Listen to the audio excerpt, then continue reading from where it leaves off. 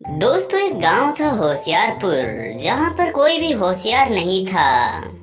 तो वहां के सरपंच ने सोचा कि रामू भैया को दिल्ली भेज दिया जाए, क्योंकि दिल्ली में विदेशी टूरिस्ट बहुत आते हैं। तो रामू भैया उनसे कुछ होशियारी सीख ले। आइए देखते हैं कि आगे रामू भैया के साथ क्या क्या होता है। सरपंच जी, काहे हमको जबरदस्ती छुक छुक गाड़ी में बैठा दियो। हमको नहीं जाना दिल्ली विल्ली, इतना बड़ा शहर और अनजान शहर। अरे क्यों घबरा रहा है रामू? ई लो रेडियो। सफर में बोरियत लगे तो मनोरंजन के लिए सुन लेना, और दिल्ली स्टेशन में ही उतरना, इधर उधर नहीं।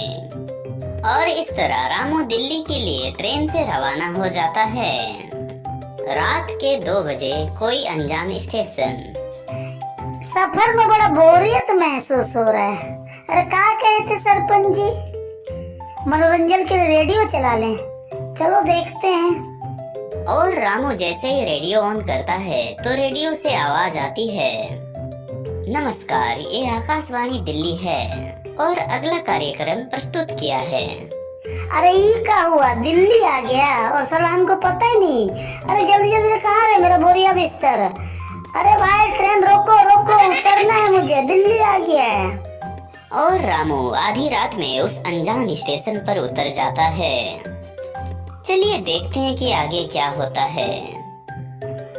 अरे स्टेशन के बाहर इतना घोर अंधेरा का है, और कोई रिक्शा वाला भाई नजर नहीं आ रहा है, कोई ऑटो वाला बाबू नजर नहीं आ रहा है।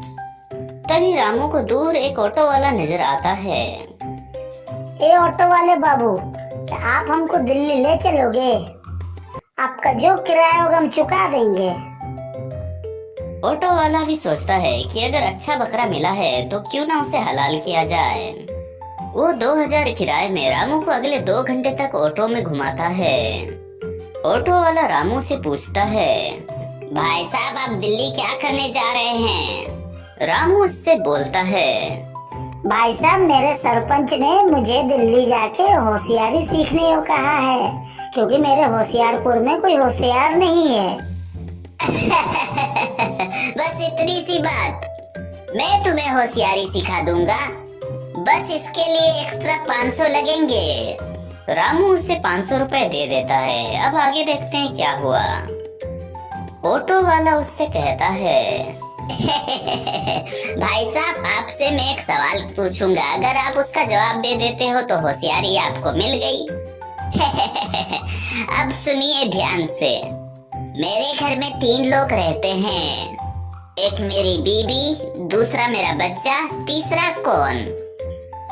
अरे भाई साहब, आपने इतना मुश्किल सवाल मुझसे पूछ लिया, इसका जवाब मैं नहीं दे सकता।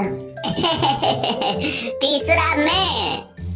जवाब सुनकर रामू खुश हो जाता है और खुशी खुशी अपने गांव लौट आता है। अरे सरपंच जी, कहाँ हैं आप? जल्दी आइए, मैं शहर से होशियारी ले आया। पूरे गांव वाले वहाँ इकट्ठा हो जाते हैं। गांव का सरपंच उससे पूछता है, चलो रामू, मुझे भी होशियारी सिखाओ। सरपंच जी और सभी गांव वाले, मेरा बात ध्यान से सुनिएगा। मैं आपसे एक सवाल करूंगा, अगर आपने उसका सही जवाब दे दिया तो समझ लीजिए आपको भी होशियारी मिल गई। मेरा बात ध्यान से सुनिएगा।